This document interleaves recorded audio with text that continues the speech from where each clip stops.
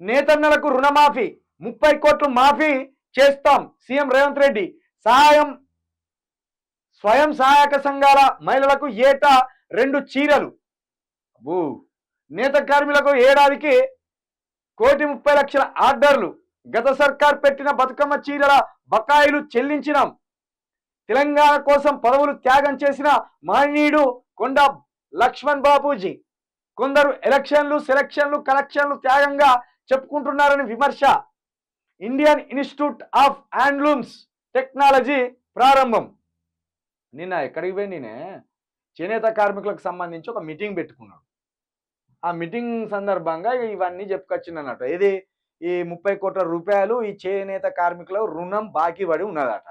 ఆ రుణం బాకీ పడి ఉన్న రుణాన్ని ఆ 30 కోట్ల రూపాయలను చేసినట్టు చెప్తాడు. ఏమంటాడంటే 30 కోట్లు ఉన్నట్టు నాకు తెలిసింది నేతన్నలకు రుణం అప్పు. అది ఒకవేళ నిజమైతే ఆ 30 కోట్లు మాఫీ చేసేసినాం అని చెప్తాను. ఇక అయిపోయినాయి, చేతులకు వచ్చినాయి, ఎక్కడో అక్కడ రుణం. ఇప్పుడు సేమ్ రైతు రుణమాఫీ లాగానే ఒక్కొక్కరికి ఉన్నది కదా. ఒకళ్ళకు 2 లక్షలు, ఒకళ్ళకి 1,50,000, ఒకళ్ళకు 10 లక్షల దాకా ఇట్లా రైతులకు ఎట్లయితే రుణం బాకీ పడి ఉన్నారో ఈ బ్యాంకులకు, ఈ నేతన్నలు కూడా గట్లనే అందరి నేతన్నల పేరు మీద ఒక 30 కోట్ల దాకా అప్పు ఉన్నదట. ఒకళ్ళు 10,000, ఒకళ్ళు 20,000 ఇట్లా ఎవరికి వారికి దోచినంత రుణం తెచ్చుకున్నారు వీళ్ళు. అది 30 కోట్ల దాకా ఉన్నది. దాన్ని మాఫీ చేస్తామంటాను. మరి అది ఎప్పుడు మాఫీ అవుతుందో తెలియదు, కానీ చేస్తామని చెప్పిండు. ఇక స్వయం సహాయక సంఘాల మహిళలకు ఏటా 2 చీరలు. నువ్వేంది ఇచ్చేది? నువ్వు పని కల్పించు. బుచ్చగాళ్ళ లెక్క వాళ్ళకి చీరలు గివి మానుకోవాలి దయచేసి. కేసీఆర్ చేసిన తప్పు కూడా గిదే. కేసీఆర్ లేక ముందు కూడా బతుకమ్మ ఆడుకున్నాం. కేసీఆర్ చీరలు పంచక ముందు కూడా బతుకమ్మకు ఎవరి చీర వాళ్ళు కొనుక్కొని పోయి ఆత్మగౌరవంతో బతికిండ్రు. కేసీఆర్ చీరలు పంచడం స్టార్ట్ చేసినాకనే మన అమ్మలక్కలు నాకు మంచి చీర రాలే, నీకు మంచి చీర వచ్చిందని కొట్టుకున్నారు, పరువు తీసుకున్నారు.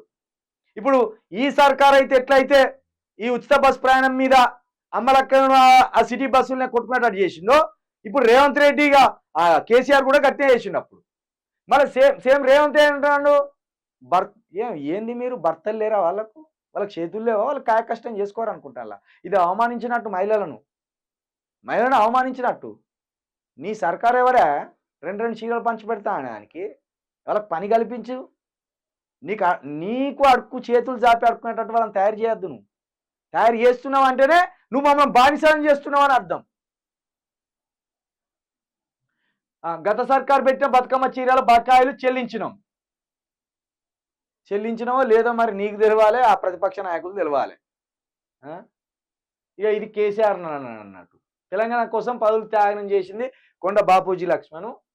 ఇక కొందరు ఎలక్షన్లు సెలక్షన్లు కలెక్షన్లు అంటే ఇది కేసీఆర్ కుటుంబం చేసిందని చెప్తాను. ఆ ఎలక్షన్లు సృష్టించకపోతే తెలంగాణ రాకపో. ఆ ఎలక్షన్లు నిర్వహించకపోతే వాళ్ళు గెలవంగానే అప్పుడున్న ప్రభుత్వాలను సవాల్ చేసో లేదా ప్రజల్లో మరింత చైతన్యం తేవడానికో రాజీనామా చేయడం, మళ్ళీ పోటీ చేయడం, గెలవడం. రాజ్యాంగబద్ధంగా కేసీఆర్ వ్యవహరించిండు. ఏది ఎలక్షన్ల విషయంలో, అన్ని విషయాలు అన్నాను నేను. తెలంగాణ విషయంలో కేసీఆర్ రాజ్యాంగబద్ధంగా వివరించడం వల్లనే ఆ తీవ్రతరం చేసింది. మనం ఏదైనా రాజకీయంగా ఒత్తిడి పెంచకపోతే జరగదు. కేసీఆర్కున్న తెలివి మిగతా రాజకీయ పార్టీలకు ఎందుకు లేదంటే, ఆయన ఏం చేసిందంటే ఒక సీటుకు రాజీనామా చేసి మళ్ళీ సీట్లో గెలవడం వల్ల ఈ దేశానికి ఏం చెప్పినారే, నేను రాజీనామా చేస్తానంటే ప్రజలు గెలిపిస్తానంటే ఇక్కడ తెలంగాణ వాదం ఎంత బలంగా ఉందో మీరు అర్థం చేసుకోర్రా అని చెప్పిండు ఆయన. అవి అట్లా రాజకీయ ఒత్తిడి పెంచడం వల్లనే ఈరోజు ఈ గుంపు మేస్త్రి గారు వచ్చి ముఖ్యమంత్రి అయిండు. ఆ ఎలక్షన్లు లేకపోతేనే నువ్వు రాకపోదు. ఆయన అన్ని వంట అంతా అండి పెడితే ఈ రోజు తింటాను, మళ్ళీ ఆయన అంటా అన్నావు.